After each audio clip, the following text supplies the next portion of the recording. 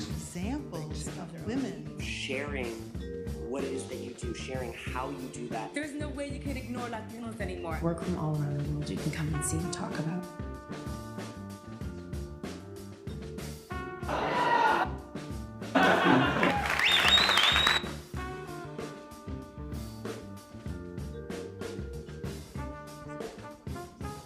It starts out a little thing, you write a bit. You have to be completely open. Theater for everybody, yes, everybody. That's just what should be done. And indeed, my understanding of life, relationships, death has already changed.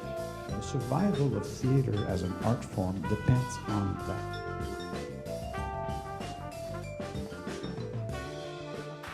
But there's room for it all. There's room for it all.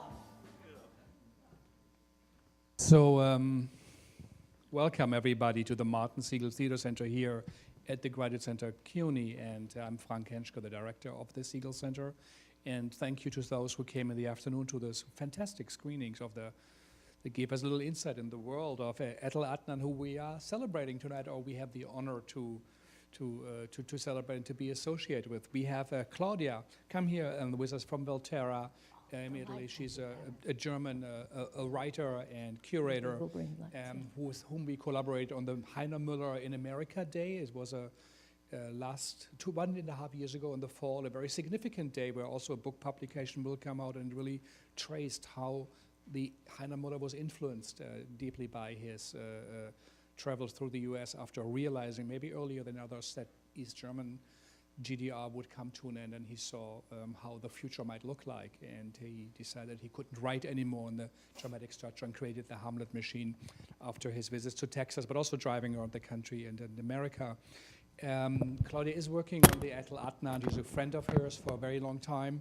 Klaudia and Bonnie Marranca, who is here with us from the great PAJ Performing Arts Journal, collaborated then on that fantastic play At a Certain Hour of the Night, which will be in the upcoming, has already been published, right, in September, in the PAJ form, but they're working on a book together, and so it's a great honor to have you here, Klaudia, Bonnie, and also a greeting to Paris. Etel Adnan is watching, and I hope everything is working out with the live stream and she could connect. She can't travel anymore. She spent a long time of her life actually in the US, in San Francisco mostly, but also here in New York. In the poet scene, she is very much involved. And she's a poet, a writer, a curator, a great painter, a visual artist, and also a journalist, a great human being, and also an activist. So it's truly an honor to have her here, her artwork at the Biennale in Venice, and then also at the Documenta, the second to last one. It created a sensation, and she got truly recognized overnight for what she really is. She's a transforming, transcendent presence as a contemporary artist.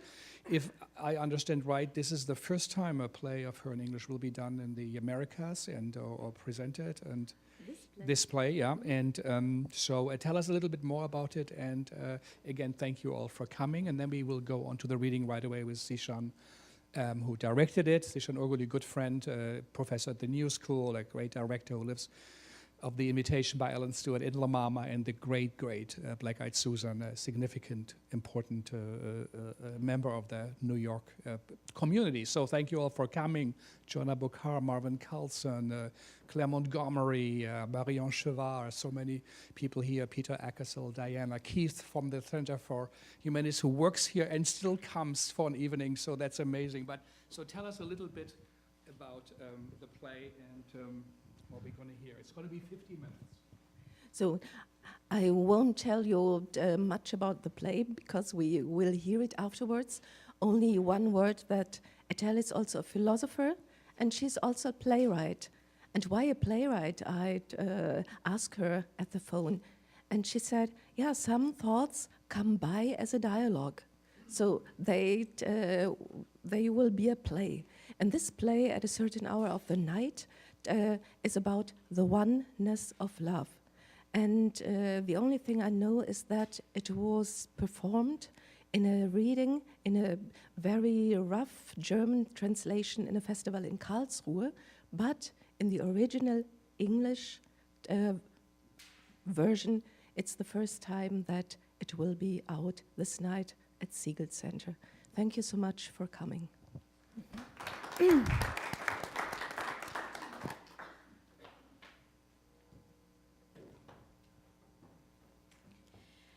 At a certain hour of the night, Etel Adnan. This play could be produced in 3 different ways, with 2 women, one older than the other, 2 men, one older than the other, or a man and a woman, one older than the other. The older person would be in her or his late 70s or early 80s, and the younger would be 55 years old or near that age.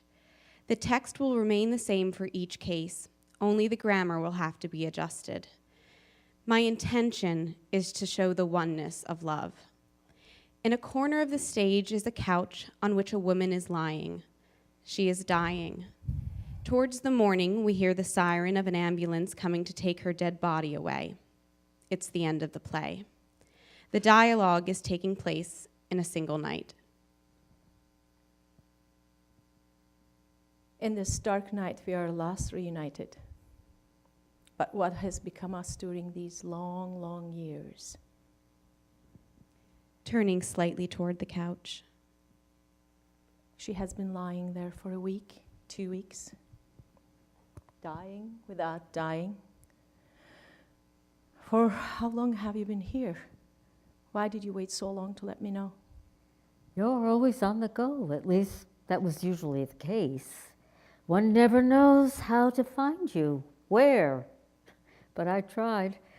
In these last weeks, she was particularly eager to see you again. So many years, she was saying. You mean I was always going away from you? Yes, I was. Your timing was always wrong. Who knows? You may have been right. I can't tell anymore. And you have been thinking of me all those years?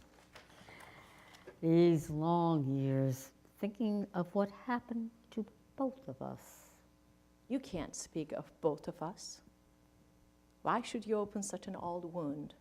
I thought of you so intensely, so much when I received this letter, this short letter that you sent.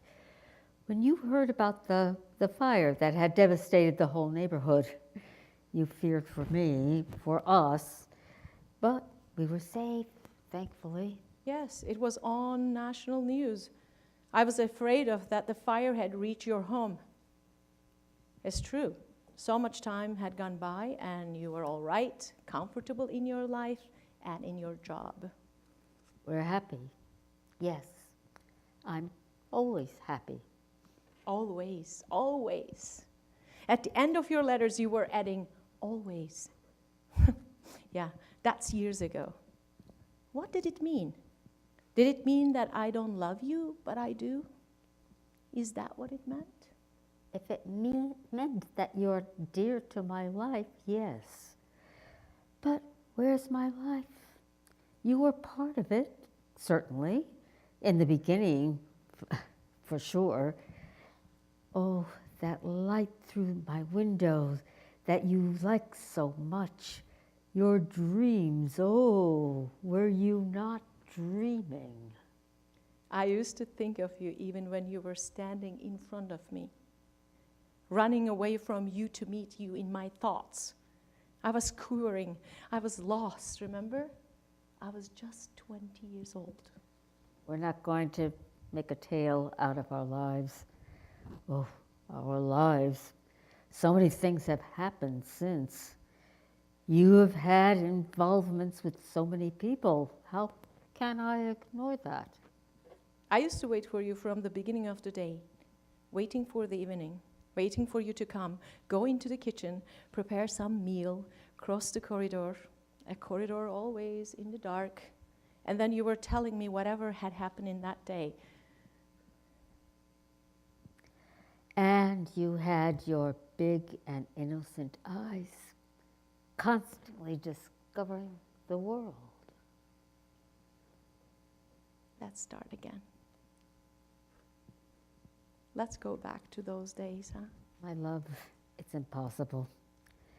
Do you have to be always running after the moon?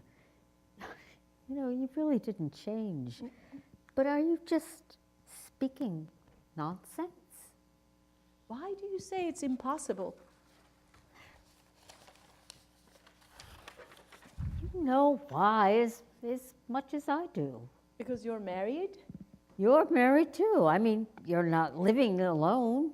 You never have. It's not the same. It's never the same. I used to cry.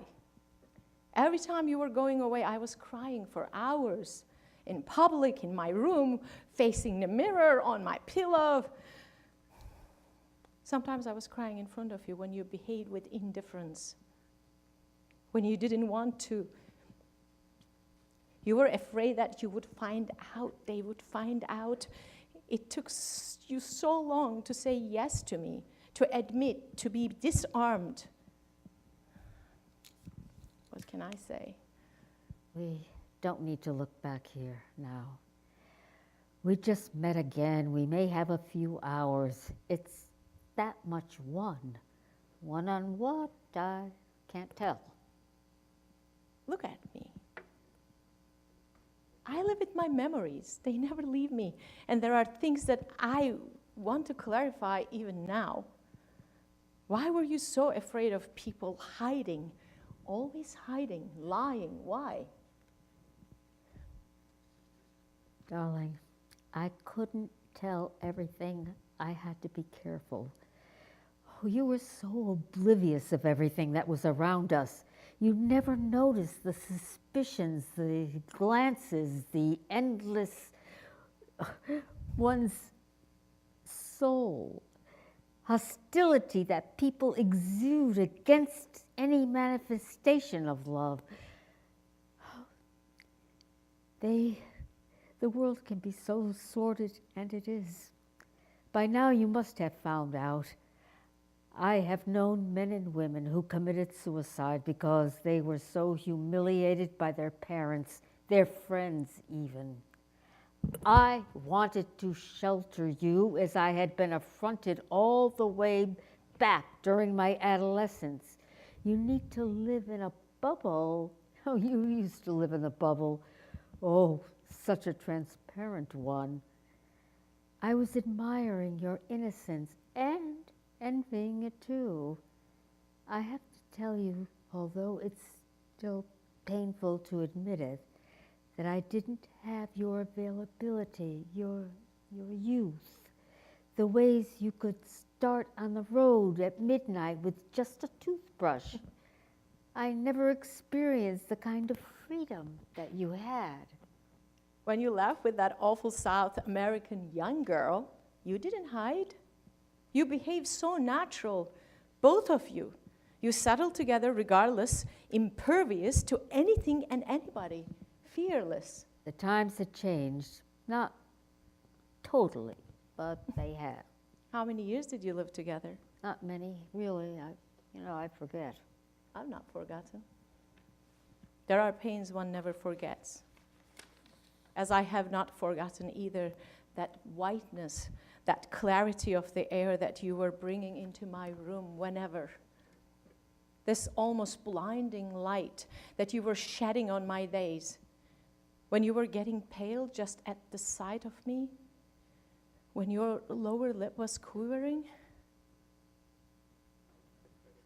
Is all that gone for you? We were reading books together. I was reading them to look for you through the words. I could barely slip. I was deprived of you the whole length of the days. Why do you bring all this up? It's so useless. It's another world. Aren't you tired of the past? I don't linger on it. I haven't changed on that score. And in the evening, there was your lamp, your face lit by its light, a golden glove over you, and the perfume you were putting on your fingers. And I was coming near your hands, the richest of my nights. Those were our best years. But there's nothing left. I had to go and sleep alone, a few rooms away from yours. The irony that seemed to have governed my life started right here, at the beginning, with love, that first sight of you. I entered your soul much before entering your body. Oh, stop it. My darling, stop it. So much time has run like a river, like sand. You never had a clear vision of reality, going always too fast. That's, by the way, what I loved in you and what I had to run away from. Yeah, you ran away from love, that's all. But I was returning to you and you couldn't see it. Were you in love with your own dreams? Was it rather that I was myself intimidated by you? Oh, it's too late for us to bother with such things. We're the shadows of our own past. Everything is always too late, too late. Tomorrow you're already leaving. But our lives have left us, years have gone, and I never received a word from you. Yet we were not far from each other. We are living by the same ocean, 1 hour by air. So many times I look at the sunset and told myself, she may be looking at the same scene. And tonight, she will lie by that woman. It's a marriage. I have to admit it. It has lasted so long. And you had announced it to me. We were in that charming, though wretched restaurant in Paris when in your cool ways you said to me that you had found the answer to your life. Yes, and that's still true. You don't have to bother, though. I loved you much before you had the slightest idea that I did. And after all, you're the one who went first with that young woman. Well, she was beautiful, yes. You were driving all over Europe together, fooling around while I had to rebuild myself. I never said much then. This lack of love, this uninterrupted silence, did you ever think that it was nothing? I couldn't sleep, or otherwise was sleeping for days because I wanted to forget you and still find you, God knows where. It's in recurring dreams that you were kissing me as annihilated by passion. And at the end, my hands were holding nothing but just smoke. No, you're still daydreaming. You were peacefully asleep, pale, white. I have often seen you as if you were dead.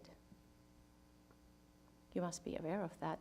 White and stretched on your bed and withdrawn into the pity you always felt for yourself, feeding your own pain, the pain of a little girl deserted by the suicide of her mother. There's always been a misunderstanding between us. I intended to protect you for the evil that I had in me. Evil. What evil? Can love ever be evil?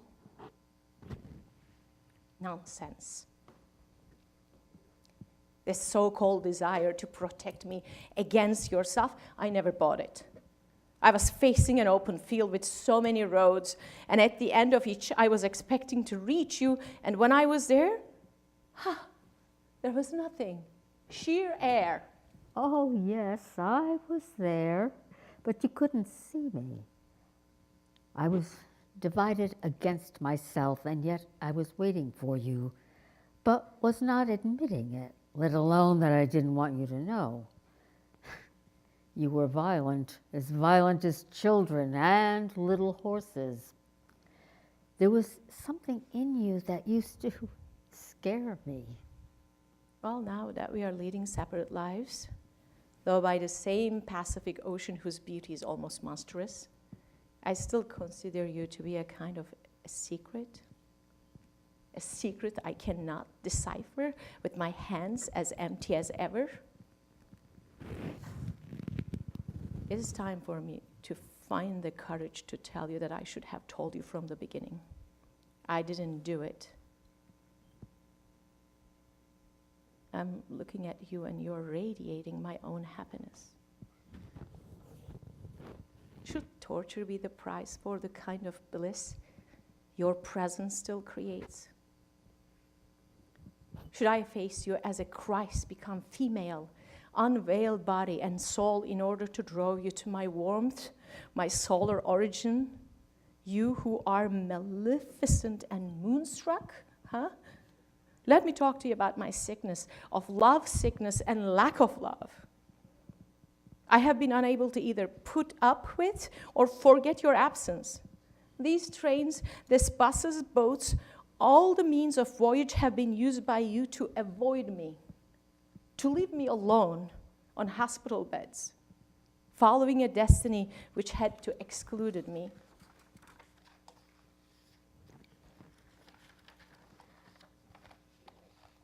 You always sensed that I loved you. I had such tenderness for the dear little wounded animal that you were, my dear child. I couldn't keep. I went out of my mind so many times until I wished that the summer sun burned my eyes so that they won't try to see you again. And you couldn't sleep? No, I couldn't. Although you were having affairs, you were traveling, not answering my letters. And why? Why? Because your letters were informing that you were horse riding in Montana. Your letters from Ohio and New York State were telling me that your odious partner was going on painting her awful canvases, that you loved her narrow hips, and so on, while I was waiting for the first break between you. And the split eventually happened, and you suffered like a hell. I heard, yeah, she left, and I wish you a pain until death. And you didn't ask me to come back. Always speaking of death. Always these inflated statements. There is nothing overblown in what I say. I'm speaking of pain, real pain, the one which settles in one's bones forever. Death. Always death. Looking toward the couch. Look, we're like this woman. She moves, she's going to fight. She refuses to die. She's near the end. She can't love anybody anymore. She's lucky. Sleeping. But you loved her, though. Though it didn't last, she remained faithful to you. She was obsessed by you. She also loved me in some way.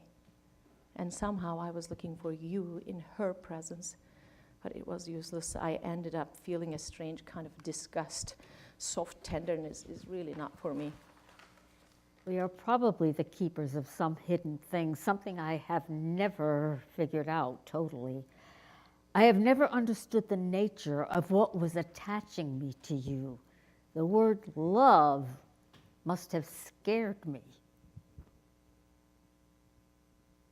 You're in a strange place, in a strange moment. Will her agony keep going?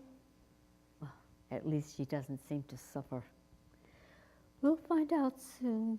Anyway, I won't wait here forever. You're sleeping here. Of course not. We're already late in the night. I wonder. You were never telling me ahead of time that you were planning to leave. You were running away like a thief, always hiding something, always lying. Women also can be cowards. That's what you have always been. And I fell for that. I did, good Lord, I did. You're again turning in circles. Do you want me to tell you that you used to make it hard for me to do almost anything? Things were always going wrong. To live without a word, without a tear? Yes, I never cry. Oh, it may not be true. You didn't need to see me cry. But stop it. We're getting nowhere. Our lives are done. It all went fast, like those days in the countryside, when come evening the baskets are put aside, and everyone plunges into melancholy after return. We kiss each other goodbye, and the other is already not listening. You were projected into the future, residing I never knew where, incapable to still your mind in the here and now. There was nothing I could do. Does all our talking make any sense? Don't come that close to me. You will disturb me. I mean, she mustn't be hearing a thing.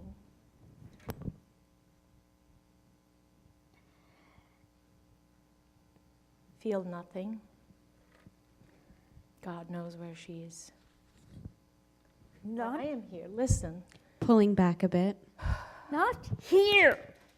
I wanted to kiss your hands. My Just hand- your hands. No, my hands have aged. Hey. You're shaking all over. I know what goes on in you when you start shaking. You denied it. But when you were shaking, it meant you desired me. No, not here, not now. Then there, where? Never? Maybe not. Oh, yes. Never. But why?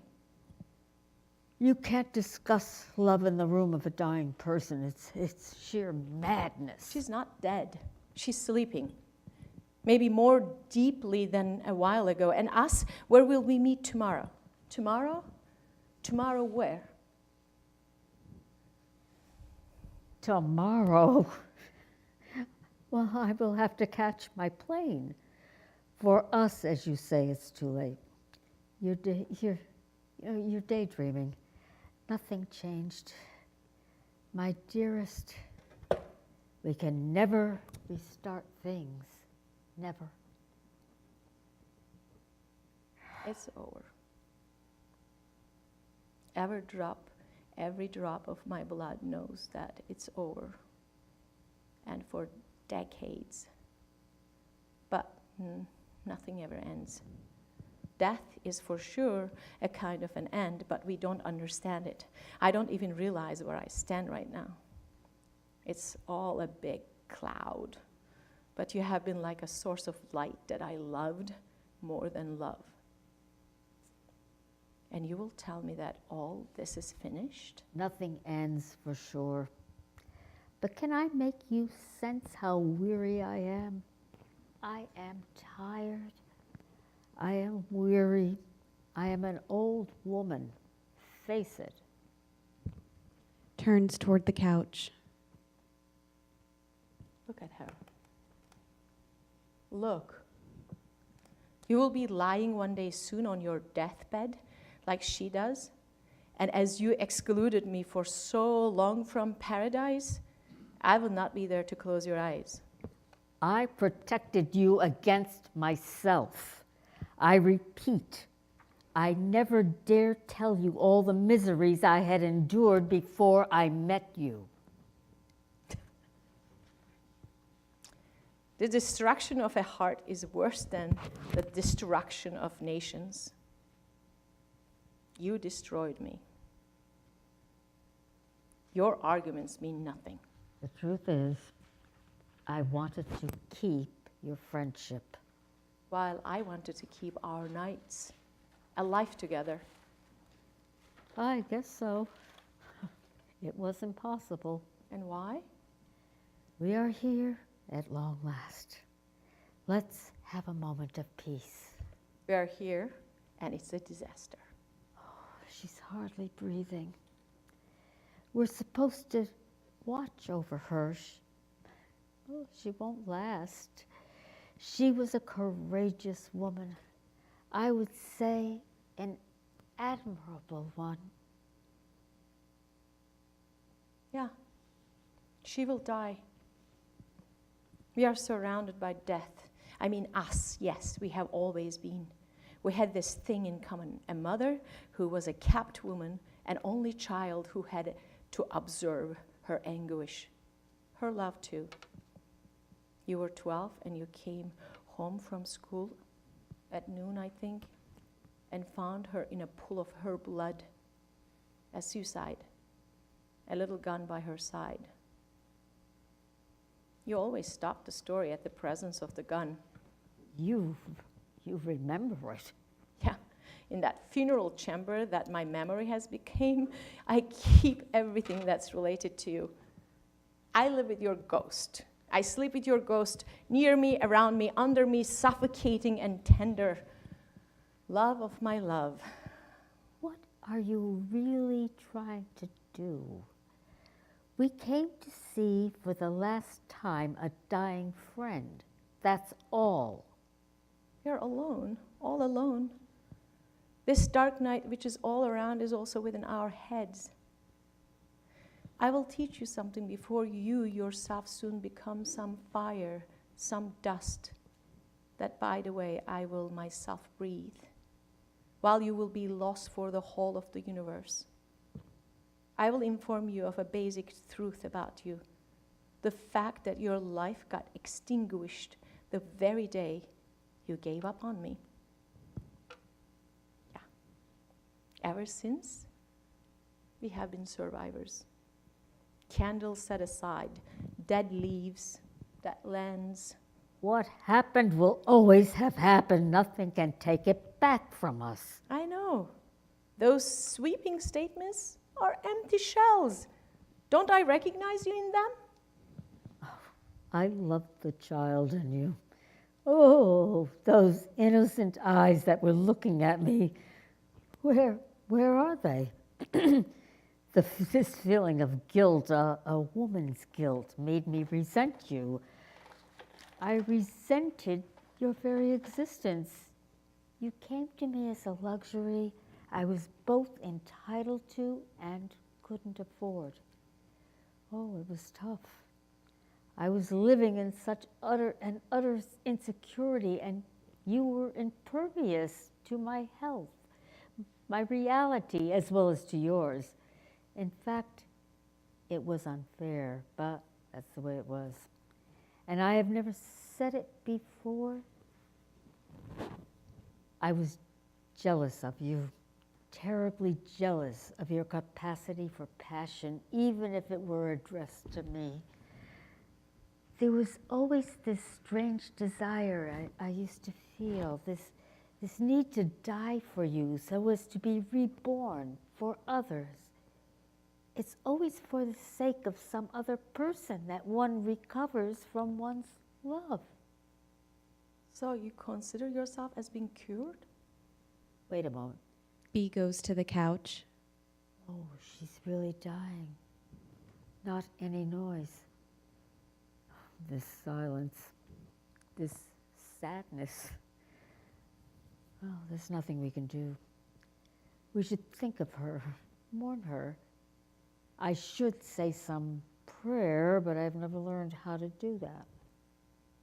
So you're admitting that we are caught in death's circular and irresistible movement?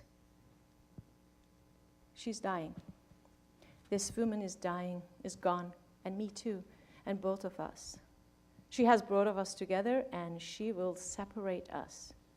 We will soon go again our separate ways, pretending to live. She gave us, though, our last chance. Oh, she had been so fond of you. You were an enchantment to her. Listen to me. We have no present, no future. Don't tell me you never loved me. That nonsense. I can't help it. I must dry your tear.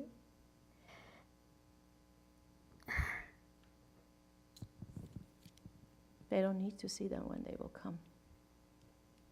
They will separate us forever. There's one last thing you must know about me. I have never been able to love anybody unreservedly. To love totally. No, never. Oh, let's forget all this talk. The ambulance must be on its way. They will carry her, not to her home, no, to the morgue. Okay, now listen carefully. I'm insisting, listen. When the ambulance will be gone with her, we will leave together. It's our last chance. I'm clear about it. This time, I am not going to lose you. Come what come, we'll go together. Somewhere we'll find out. You are out of your mind. Where do you want to go? You have your life and I have mine. You have nothing and I have nothing. I mean, there are hotels, There are trains. We'll find a room. We'll let the walls close in on us. I have to feel that between you and me, there will be no place anymore for anything whatsoever, not for a needle. The doors of hell will open, and we shall at least leave. It's impossible. Come on, that's one night. Okay, 2 nights, huh? 2 nights.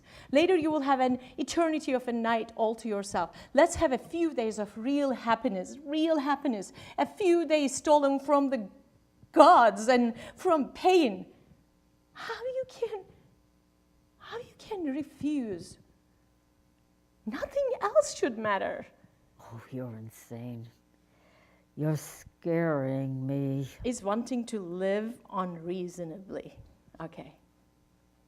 I seldom spoke my mind to you, and that must have been a fatal error. Now I will be forceful. I am begging you to listen. Let's go. Say that we will go together any way you want. It's totally out of the question. We will discover some place together. Be totally anonymous by a beach. I will teach you every evening a new sunset. I will be as you like. We will laugh, we will forget time, people, everything. We will speak for hours. You will tell me things you told no one. Remember, you were telling me over and over, I want to speak to you. Oh, how I need to speak to you.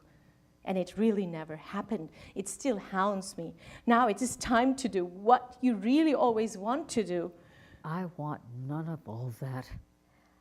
I am not as unhappy as you think. I am satisfied with my life.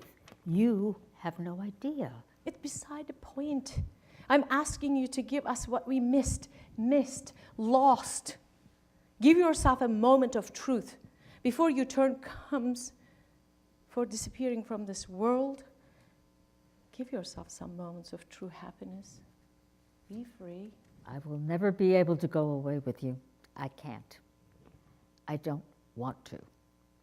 You have to believe me. A big silence. A pounds the wall with her fists. Therefore, what if we take right away, here and now, the decision to die? Yeah. Not willing to live together, we shall die together. I'm inviting you to a grand voyage. You will repeat this trip that you took to the sea in order to join me. You did it twice, 3 times, and each time to return after the worst kinds of misunderstandings. But now, we will return right there. If you would die with me, our ghosts will find that fateful room, that last voyage. We will have to do it anyway, sooner, maybe than we think.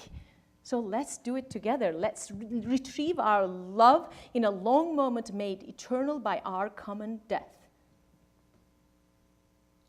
You don't want to live with me, so you will die with me. You are tearing me apart, my love. Daylight will come soon, and let it rise for us too. In death, we will find a new life. Oh, you're delirious, totally out of your mind. I already told you that I always thought you were a coward. Why are you afraid of dying since you're already dead? Should I stir your memories again and again? During one of our nights, you had whispered to my ear, I am dead. And you cried. The only time I saw you cry, defeated at last. You had asked me not to move, to remain calm like the surface of a pond. And suddenly you plunged in the dark water, possessed all my senses, and I had to shout. Then the pond rescinded itself, and I didn't know if I was with an angel or being made of flesh, if my spirit was not breaking even more than my body under the weight of total bliss. Close your eyes, you were asking, and I was closing them. I was hurting at the edge of your love, of your life, and you were breathing my own breath. how? But how and where has all this disappeared? Yes, I was a being of the night and still am. But in my nights, things didn't go well. In them, I was encountering mostly vultures, storms, terror, cataclysms. I had tried so many times to tell you about it, but you were never listening. Now, we can allow ourselves any great upheavals. Yeah. You and I came here, mind you, to watch a grand rehearsal. We are here to see her dying, lying over there to see how people die. As we will also die soon together after all these years. Oh, it's hard for me to see you suffer to this point. Stop it, please. I will explain to you death's meaning. You will listen. Not now, not here. It's suffocating. When you don't want to suffocate anymore, you must accept to die. You won't have to wait any longer. The more I look at you, more I get what's happening to me. I suddenly am in love with death. I hunger for it. I yearn for it as if it were a dessert. I feel a desire for it as if she were a woman. She's possessing me as you would have. She resembles you. She's so beautiful. She's here and you will share her with me. She's splendid madness. It's hard to hear you, to see you suffer. Look, they will be here in a matter of seconds. Can you be out of reality to such a degree? The dead have a new soul, different from the one they had while living. Death has an intensity which I am familiar and that will inhabit me from now on. It's a dark stream circulating in the arteries alongside one's blood. This intensity belonged to life and we refused it. Now I wonder if death is not kind of a life on its own right. If there isn't a joy that belongs particularly to death, if death doesn't originate in the divine like love itself. Let me speak to you of love now that we are nearing our end. Give up your ridiculous defenses and face things as they are. Allow me to tell you that love befriends only life and death. We have rejected one. We shall embrace the other. And you won't have the freedom of choice for the first and the last time. You will have to follow me. You will always and to the end. I, at last, took finally power over you, and the road is irreversible. If only I could help you. If you could only realize how much you meant to me and still do. How much it nearly destroyed me to let you go. You don't need to push me to get towards my death. Time will do it. It's just a question of numbers. You know, you're looking at me but not hearing. I am at your mercy. You have to believe me. I waited too long for this moment to happen, so I won't let it go. I maintained in its perfect state a maddening love for you that you were dreading, that you thought was forbidden, that you were hiding from. Though after you left me, you ignore these fears and scruples. Now you will do exactly as I say. We missed the possibility to live together. We will do it now and in death, mixed together forever. If you could be outside, you will see that the sky has cleared until infinity. I said you scare me, and you do. This time you are scared. But I am here at your mercy as usual.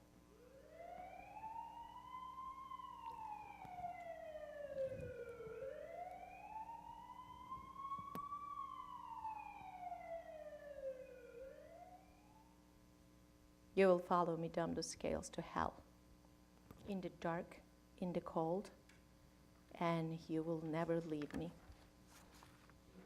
I'm hearing the ambulance's siren. They have arrived. They will soon open the door. They'll take her away. Oh, it's quite a while since she has died. But you don't want to know it. I wish that they let some air in this room. We badly need it. You may come back a little to your senses. Let the dead take care of the dead.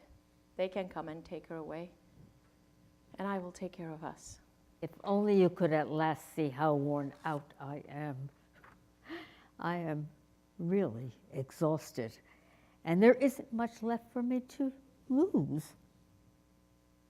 My journey is done. You want to do as you please, do it. My energies are too far gone for me to resist. You may be right, who knows? And who cares? Nothing makes sense anymore. So let it be.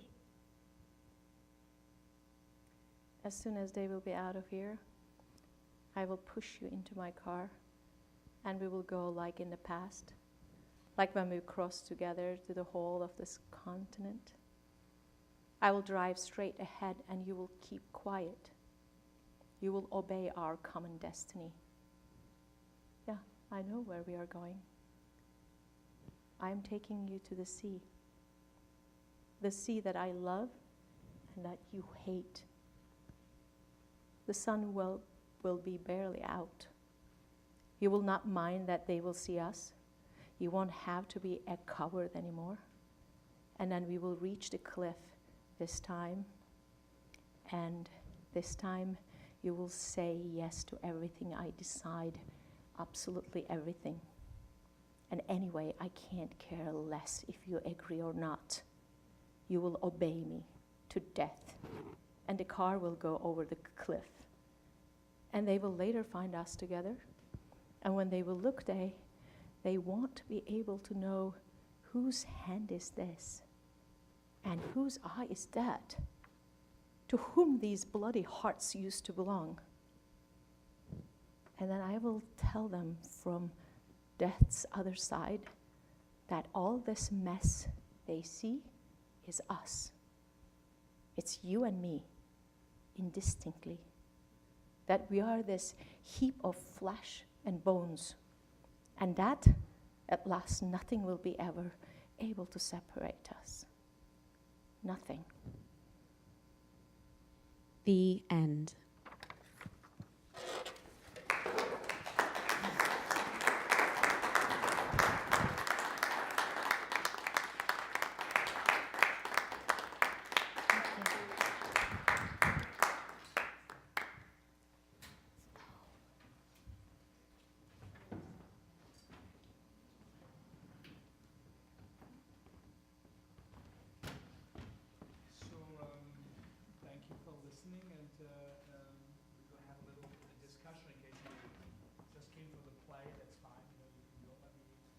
Klaudia here with us, and also Zishan, Susan,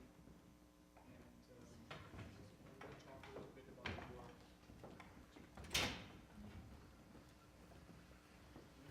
You want to join us?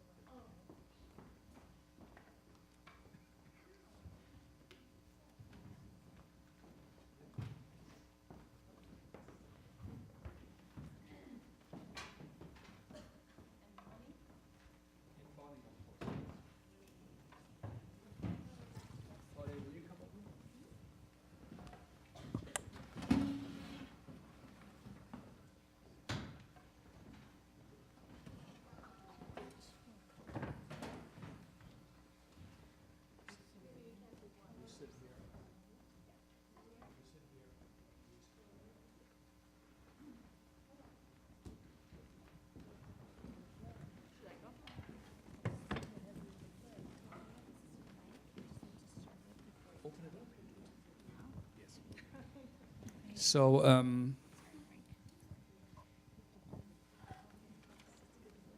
Oh, thank you. First of all, maybe a question to Klaudia. Where does writing for the theater fit into the work of Etel Adnan? What do you mean? Well, she's, as we said, she's a painter, a very prolific painter, a poet, you know. So how much of her work is writing for the theater? Very few of her work, I would say. She has written maybe 7 plays, but plays like you heard now, maybe very philosophical plays. And I thought when I heard it, so thank you very much, it was very, very nice and interesting. So how much it's on language, and how much this theater is maybe like a Beckett so-called play about thinking and rationalizing and speaking about something which is nearly ungraspable.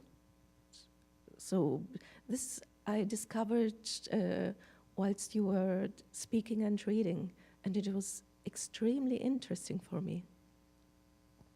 Yeah, Bonnie. So you also have published so many plays, and you have followed the New York avant-garde, but also European avant-garde over decades.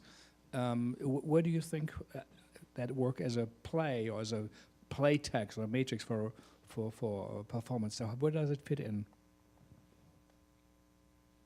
Well, it's I would say it's along the lines of a philosophical dialogue. I think it's closer to cinema than what we know of theater, or certainly closer to European theater than what we think of in terms of American theater. I was immediately struck by the play when I heard about it. Just to take a step back, I just want to give a little context for how the play came to be published and how it's being read for the first time in the U.S., any of her plays. Last spring, as you mentioned earlier, Klaudia was here for the Heiner Müller days with regarding the legacy of Heiner Müller. And I'm Heiner Müller's publisher, so PAJ is, so I met Klaudia at that time. And I guess we started talking, and then I found out that she had, and she gave me a book of Etel Adnan's, a book, Night. We somehow got to talking, and I had said that 4 or 5 years ago, I happened to be at the McNally-Jackson bookshop, and Hans Obrist, the curator that you spoke of earlier, was there in dialogue with Marina Abramovich, and they were talking about all these wonderful artists around the world, and they mentioned Etel's name. And it didn't register with me, but a friend I was with bought me her book. And then 2 or 3 years later, I met Klaudia, and again, the name came up. I may have seen her work at the Whitney Biennial. I probably did, but again, it didn't register. I'm not really part of the downtown poetry scene, so many poets know her work, but I didn't know it through that point. And we eventually came to decide that I would be able to publish the play in PAJ, and it came out in September. And then we met in Europe, and we began to talk about other projects and things, because Klaudia and I are now working on a book of Etel, putting together a book of Etel's writings and artwork. So I remember she called Etel Adnan for me, and I spoke to her on the phone, and I was so apologetic because we've published 1,000 plays and over a period of so many decades, and I feel so bad that I missed this great author. I don't know how it happened. She just slipped off the radar, or I don't know why I didn't know about her. And I was so apologetic, and I was apologizing to her for not publishing her work sooner. And at this time, she was 92, and she said, well, things happen in their own time. You're so philosophic about it. Yeah, and as she said, she would not know what would have done to her work if it would have been earlier. But Susan, you have done so many works in theater, from the Ridiculous Theater Company to the work with John Jessron and so many others. So how does it feel for you to speak those words? Well, could you take the mic, because we also... it's really the words, she's really exposes how she's really feeling in one way or another. And it's not as blatant as American plays, is just saying something just directly, but it's also explaining just how she got there, what has happened, and what she said about living in a life where things aren't accepted, and you have to be careful, otherwise your life is ruined. And it goes on so many levels. It doesn't only happen in Europe, it happens here. It's just so true. And it really hits home. It's, I can feel it through the dialogue. It's saying that it was like Beckett, sort of, yeah. But it reminds me of some other place too. It's just so, it goes from here to here, but not just jumping. There's reasons, and they're explained. She's so literal. A literate writer. Zishan, how did it feel directing the work? It's interesting. Can you take the microphone? Oh, sure, yeah. I mean, I didn't act and direct such a long time, but I think I dared to do this because it was a short play. And also, I met Etel Adnan's work when I was in Turkey, I think 5 and 6 years ago. I had somehow, in pain about love. And then one of my friends said to me, I said, I need to read poetry.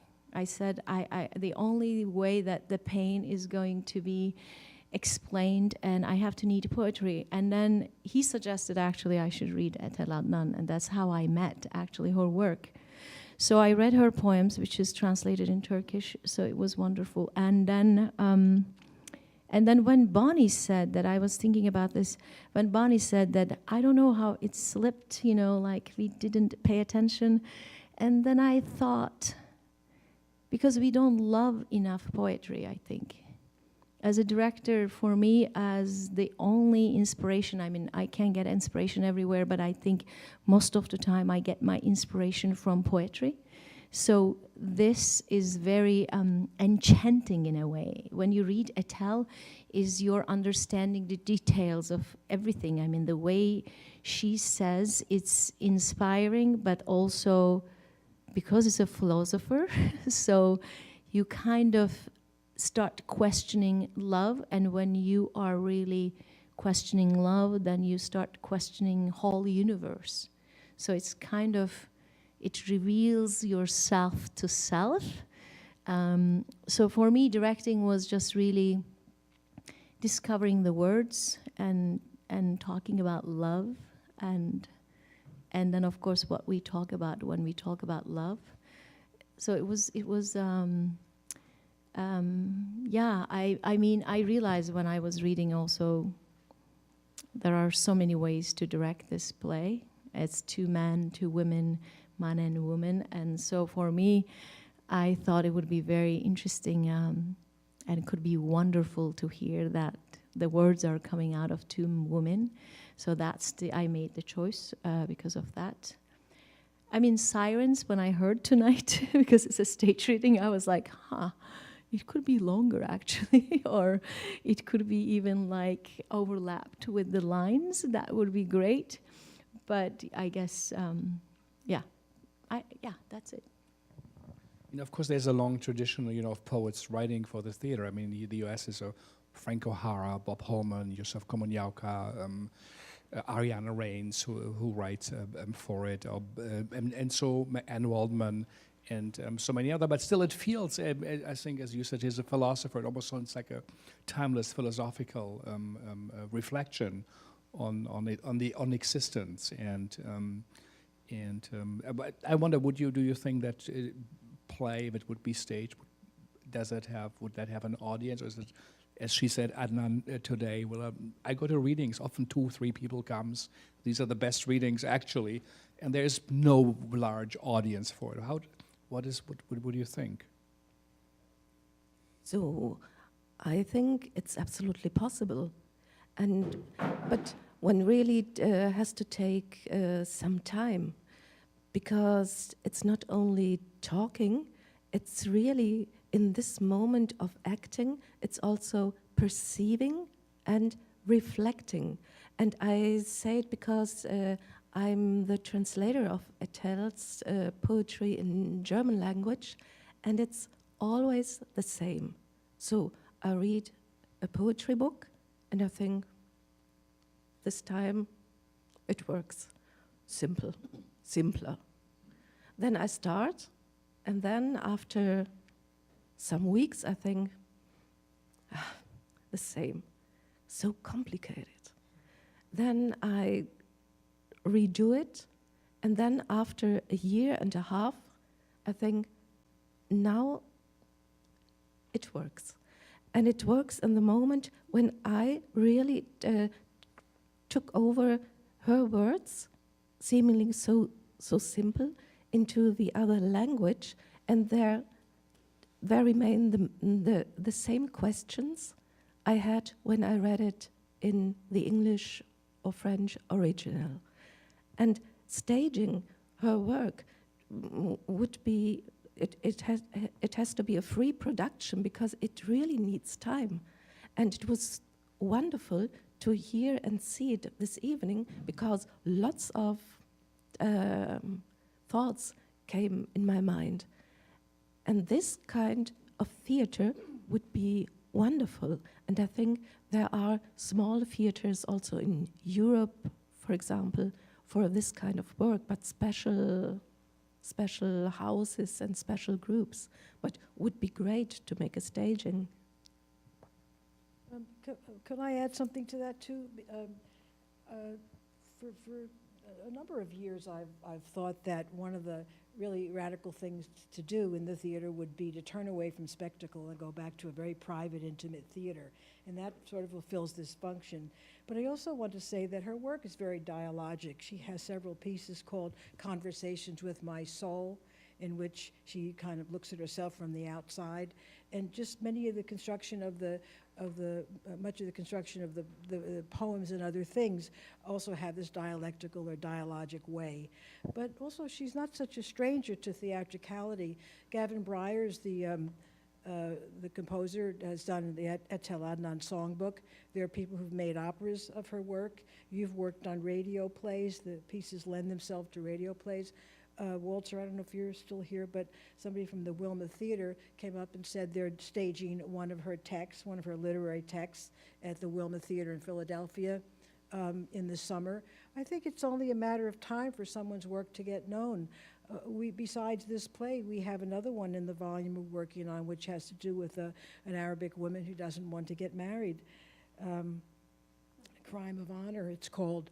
That one may be very stageable. But also, some of you may or may not know that Etel Adnan was invited by Bob Wilson to work on the Paris section of the Civil Wars, and she worked with Heiner Müller. She was also involved in creating modules for a prologue for Charpentier's Medea, which Gavin Bryars did, and it's a little bit of a mystery to sort out which texts are which and what was actually staged, and part of her text was only staged in the Marseille workshop because I think the Paris production never really got fully off the ground, and as many of you know, the Civil Wars never quite came together also as a full project. So I say that just to emphasize that there's a lot of theatricality and strains and directions that her work has already been going in. And I think it's just a natural step once people know of her work more, because it's so timely for today in its worldliness and cosmopolitan aspect. A person who brings together themes from America, from the Middle East, from Europe, and and also people's desire for a different kind of rhetorical style in poetry and philosophy, since we're inundated with so much information and junk images and debasement of language. Yeah, I think her work as a poet, perhaps where she was most known before she had that big breakthrough at the Documenta for Visual, most beautiful abstract landscape paintings, starting from the Red Square. But I think perhaps if she's born in Lebanon, she had formative years in San Francisco as a student, lived then in Europe, and really someone who uniquely, in a way, represents, some of the centers of culture in the world. I don't think she really engaged with Asia, but someone perhaps like since Rumi or Khalil Gibran. So there's not someone who might have transcended these cultures in a way that she did. I think it's the play itself is quite devastating, but still a declaration of love, of universal love. And we just had Meredith's monk here, so it's interesting that she said it's all about love. Just last week, a weekend ago. But is she writing? Is she still? Have you ever seen a play of her performed? And is she still writing other plays? Do you know what she's working on at the moment? Yeah, we could ask Stephen Motica, her editor here in New York. Oh, Stephen from the Poets House. Yeah. Oh, I didn't know. Come over here. I didn't know that was you. Yeah, come over maybe and join us. Sure. And Sarah, you know more than I had not seen you with the beard, so. Thank you. So I'm the publisher of Nightboat Books. My name is Stephen. And we're publishing a new book called Surge, which will be out this summer, and it has some more of the conversations with the soul that Bonnie mentioned. And when I saw Etel about 6 weeks ago, and she was starting work on a memoir, and she was writing very brief passages, and she was just trying to work at it. And I don't know how far she's gotten, but she was definitely, I think, she's one of the great storytellers, and her narrative, the contrast between her narrative capability and her performative capability make her just an arresting speaker, and so we'll see how far she gets with that project. Yeah, and maybe since we can slowly also go to our audience, maybe some light to everybody, but maybe Walter from the Wilmer Theater in Philadelphia, maybe tell us a bit. We didn't know about this. What are your plans you have up there, and how did that happen that you are inspired to create a play on a significant American stage? Well, we got to know Etel's work through her friend Theodoros Terzopoulos, the Greek director. We've worked with him several times over the last several years, and he suggested that she was someone we might be interested in. And so we read some of her material, and we also recently formed a resident acting company that trains together, and training inspired by Terzopoulos. And we read her poem there, and it felt like it addressed all sorts of questions we were asking ourselves, and have been playing around with it for several years, and we don't feel like we've cracked it yet, but we got obsessed with it. So we're waiting to find out if we can get the grant for it, but it's so expansive. That piece, if people know it, it seems to cover the history, human history, geological history, very much of the moment of mass global refugees, rises to cosmic levels, and then shrinks as intimate as the piece we've just seen. And so hopefully in September 2019, you're going to see that with our acting company and with some sort of filmic installation from Rosa Barba around it. I wish I could be more precise, but thank you. It's the challenge that excites us. Maybe a comment or a question from the audience to that beautiful reading, and again, thank you for directing and starring it. And thank you, Susan, also really for coming. Thank you.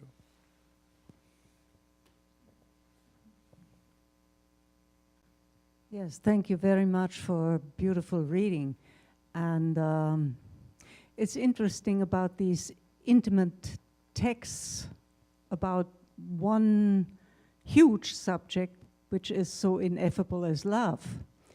And one observation, it was very peculiar to me. It is a shimmering piece, which I was thinking it sounds in places like a mother-daughter situation, a mother-daughter love, and then it shifts, of course, into something else, and then into, so it really, it shimmers, it shifts all the time, which I think would make the staging also very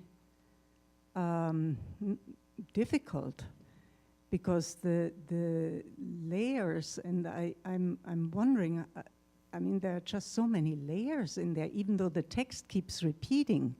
There are lots of repetitions. From that point of view, it's also very musical.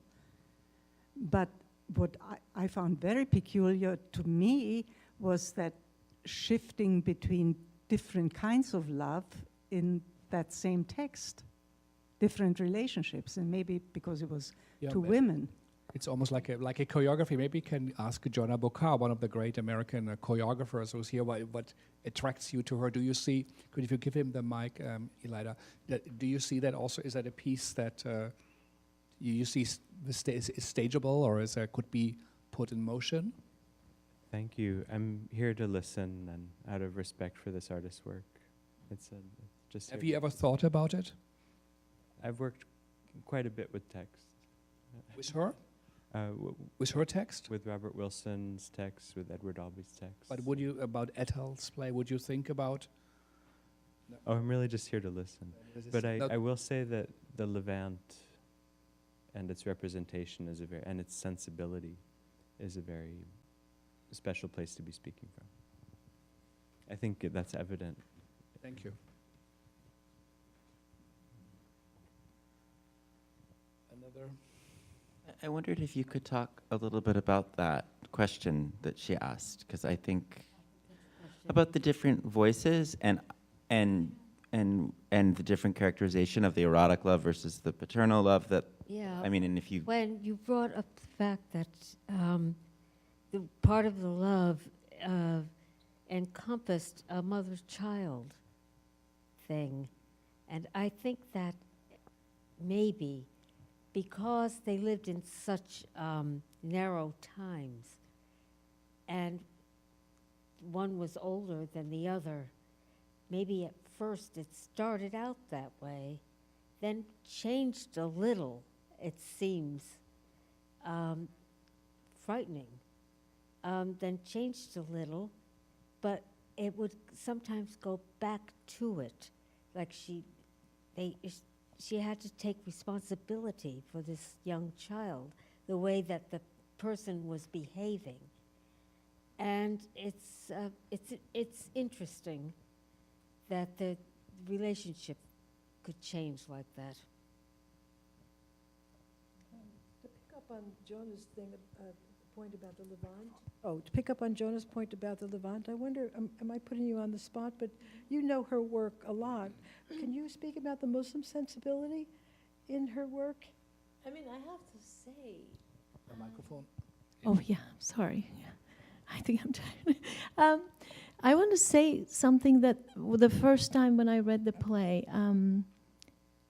I mean, I moved to this country quite late, so my sensibility about love when I read, it was a very Middle Eastern world of love, and the price we pay for love in Middle East is very different than the price we pay in America or in Western world, maybe, I can't say. So it is, to me, is the images, and then someone who loses itself in the name of love. It's very Middle Eastern. It's very that kind of world that it's so familiar to me. I mean, I have to say. And I personally went through those kind of passages that she actually describes. So to me, it was very close and very intimate. Same time, it's terrorizing, but yeah, it's very. Sorry, it's very, very Middle Eastern world images and the mind, I guess. I want to answer on this because I think it's also very political.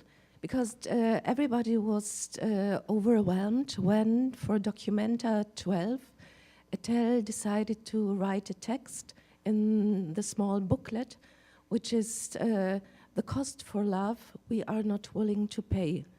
And this is enormous because we are willing to pay for every destruction in the world. We are willing to pay for every highway, for horrible things, but for love, we are not willing to pay. And what do we have to pay? Or what will we pay?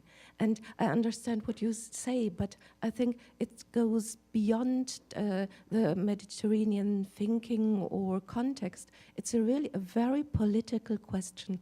And this was amazing also in the play at a certain hour of the night, when everything is really closed and you're completely alone. You are alone with your love, your death, your life. So what's going really on in us and in our societies we're living in? So this is what I think is so extraordinary in the poetry of, and in the whole thinking and working of Etel Adnan. Marvin? Again, going back to Beata's comment about the shimmering quality of the work, it's something that I guess Bonnie and others referred to this at the beginning, and this, we keep coming back to this, and that is, and I don't say this in a negative way at all, the work is not theatrical. That is, in the sense that the theatrical implies a particular kind of embodiment and physicalization. And it seems to me that the point you make about the shimmering is really essential to the play, and that is that while it speaks very profoundly about human emotionality, it doesn't pin it down. That is, it's not masculine, it's not feminine, it's not mother-daughter, or it's all of these things. And it seems to me that the reception of it is most effective when we keep drifting around and think, oh, this sounds like mother-daughter, or no, this sounds like people of different sexes or the same sexes. And it seems to me that puts a tremendous challenge on any actors who want to do it, to keep that neutrality of it, which I do think is very essential. And of course, it's built in. We see this at the very beginning of the stage directions of these can be men, they can be women. It's a very interesting and very particularly challenging piece in that way, it seems to me. I mean, maybe I can, sorry, I just want to say something about that, is that, I mean, directing, in my mind I was talking to Bonnie on the phone, and then I said that stillness is so strong in the play, it's almost suffocating in a way that you just don't know what to do with it, because we are not still creatures. We don't know silences.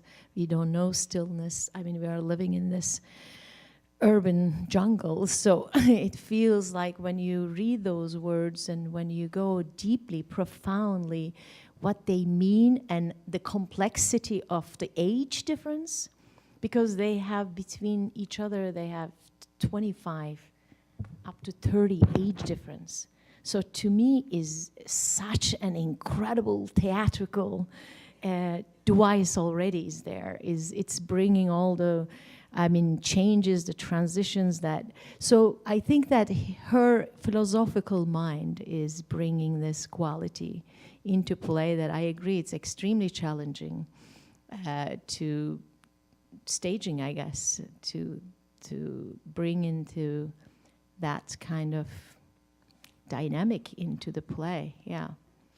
I interrupted you. Somebody wanted to ask something. Yes, hi. It's just a comment, but maybe it's a little grain to put into your mind. I didn't see really, I mean, I saw death, older people. This was a stage direction, was 80 years old and 70 years old, or 55. So not young actors, you know, in the primes. It was really from the point of view of older people.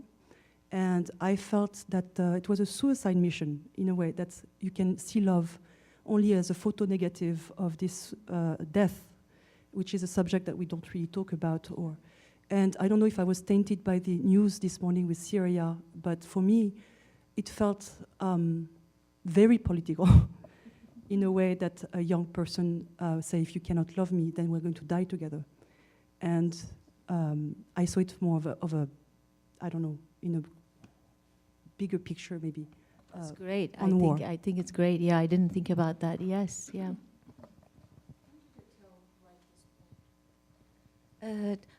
Around 2014. So it's a new play. Yeah, this is also amazing. It's a new play. I think that Etel, she's so courageous. It's also about sexuality. It's about being together, and not only in the mind. So the body is involved. So it's really this kind of wholeness and oneness with such a lot of fragments and facets. So this is what for me is, she's so courageous. This is what is so touching. Maybe, yeah.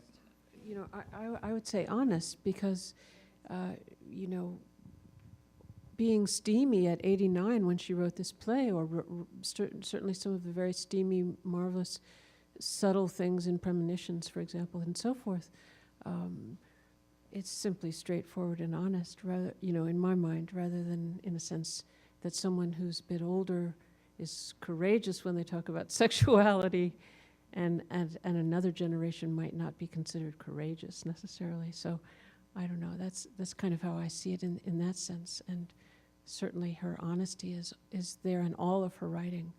But this is a marvelous, complex play, and it's really the ambiguities and so forth are spectacular, and it is a steamy play, and it is, you know, there's nothing in it that someone isn't going to identify with. So I just thought I'd say that. A lot to discover.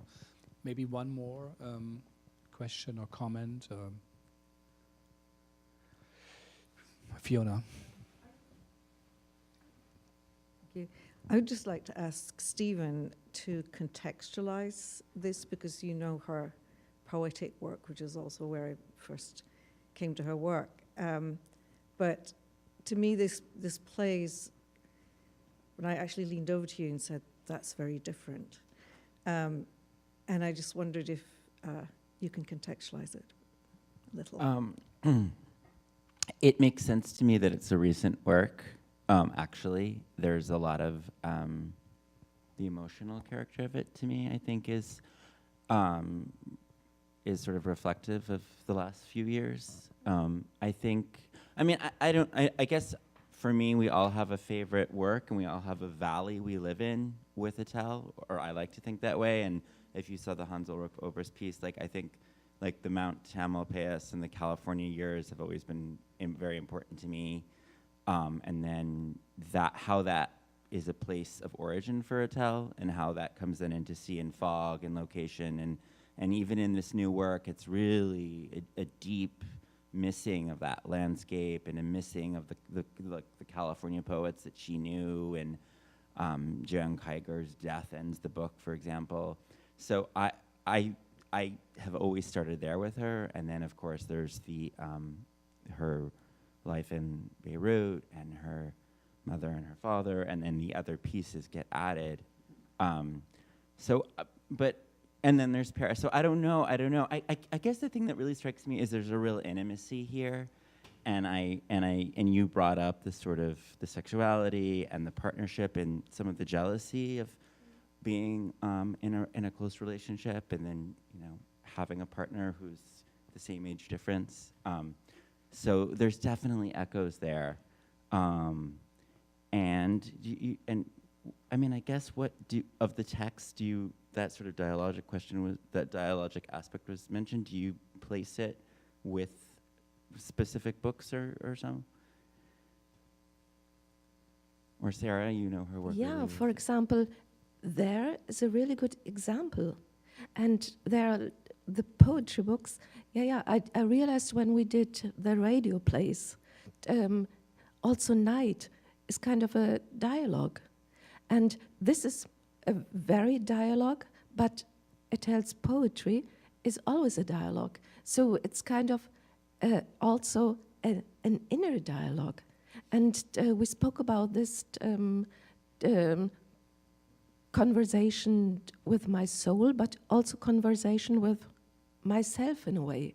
And maybe it's because I don't want to interpret. So it's what she says, that she was a single child and that she has no friends, and that she was really alone with elder parents. So it's kind of perceiving the world and dialoguing with oneself. And beautiful that she says, so some thoughts pass by in real dialogues and they become a theater play, and which is poetic, but a bit, not more, but a step further maybe into the public. And this is what I like so much with At a Certain Hour of the Night, but also with Crime of Honor. Bonnie and me are going to publish in the next book. So I would like again to say thank you to Zishan and Susan, Bonnie, and for publishing, and Klaudia for you also, Stephen, but also Klaudia for coming. I think in one of her drawings, it's called a New York City street noise. It's like full of gray and black, chaotic a movement, and I think what she does in her work really is kind of a stillness and a powerful, I think, complex stillness with a philosophical one. And I think it was Muller who said, the complexity of life, or the beast can only be confronted by beauty and stillness. And I think she is one who really can do that for all of us, and is kind of a mountain, the one she spoke about. She admired in a way for her followers or her people who know her work. She herself represents that some victoire. So thank you all for coming, and really also thank you for coming out. We're going to have a little reception here if you want to ask some additional questions. Again, thank you all for taking the time and for coming and listening to a voice from somehow far away and so very, very close. Thank you.